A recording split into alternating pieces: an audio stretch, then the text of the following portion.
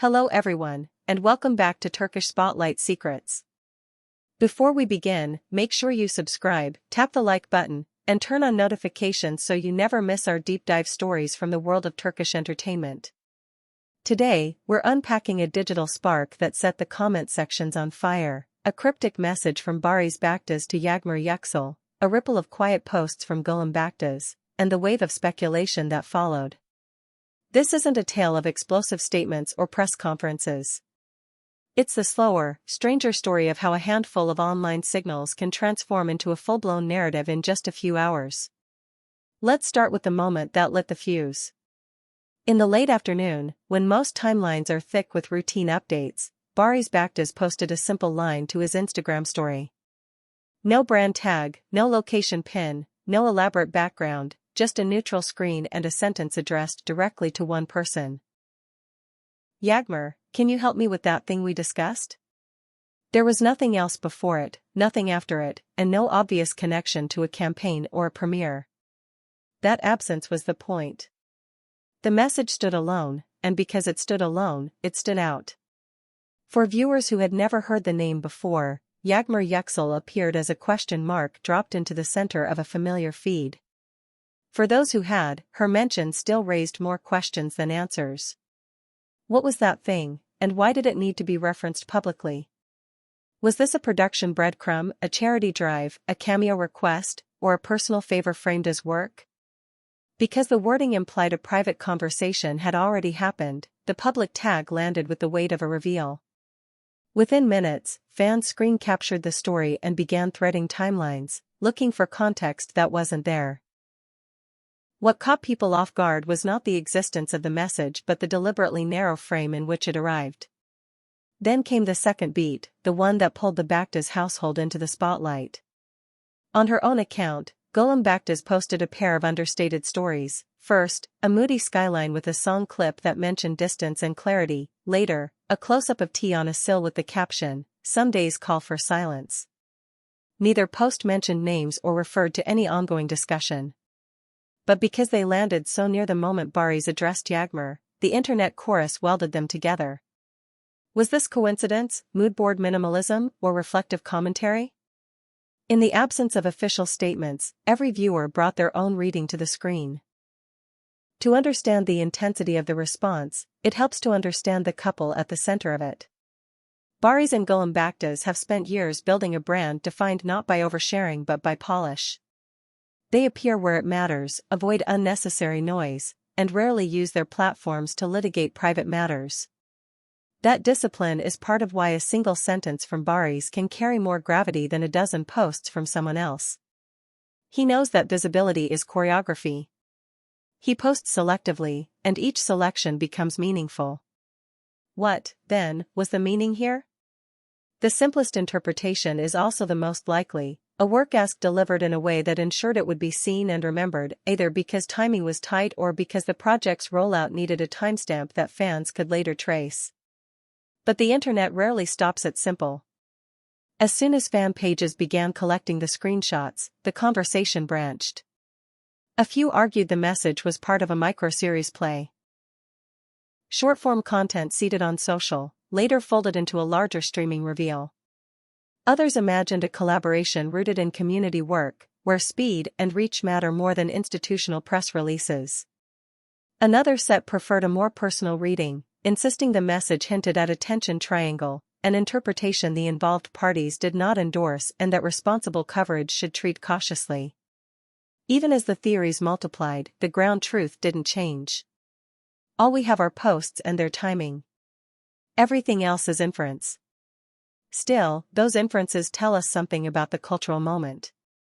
Audiences have learned to read platforms with the intensity once reserved for cinema.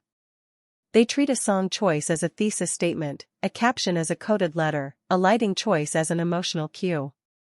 That literacy is impressive, but it carries a risk, certainty without confirmation. When the stakes are a teaser drop, misreads are harmless. When the stakes are a household's boundaries, misreads can bruise. Here's the practical angle that sometimes gets lost in the heat of speculation. If Barış's message to Yağmur points to a professional collaboration, it likely lives in one of three lanes. The first is a content lane, an appearance, a co-hosted segment, or a limited series vignette that expands both of their audiences while preserving their existing brands. The second is a purpose lane, a charity activation built for speed, where a public ping is the fastest way to mobilize resources and volunteers. The third is a craft lane, behind-the-scenes help on a creative process, such as script polishing, voiceover guidance, or concept design, work that rarely breaks the fourth wall unless a reveal is planned. None of these require the collapse of personal boundaries to make sense. All of them benefit from clarity, and clarity usually arrives on the project's schedule, not the internet's.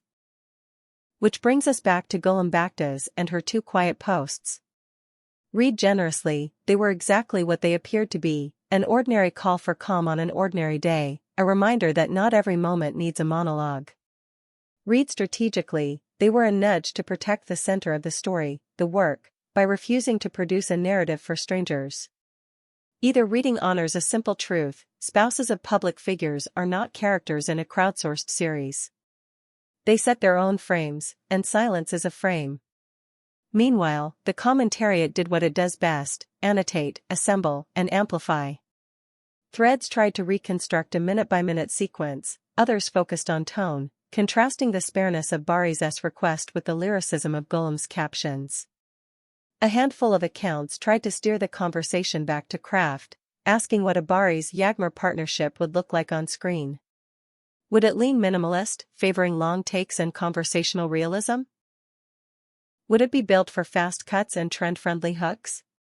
Would it aim squarely at international audiences or stay anchored in a local cadence that global viewers have learned to love? Even as the noise rose, that craft-focused thread kept humming, because audiences ultimately want stories, not just speculation. There is also a media literacy lesson here worth underlining. A platform post has at least 2 audiences, the person named and the anonymous crowd watching. If the primary purpose was to reach Yağmur, the public format made sure it did. If a secondary purpose was to establish a breadcrumb for future marketing, we showed you this moment when it happened, then the mission is accomplished. But every post that tries to do 2 things risks being read as 3, 4, or 5 things at once.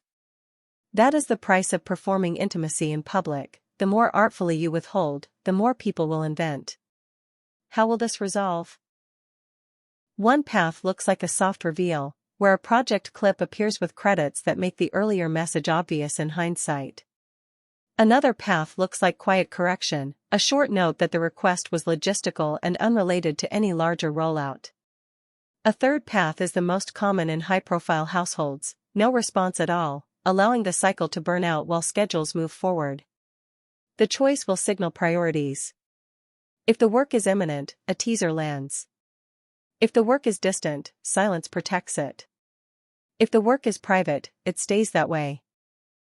Before we close, a word about scale.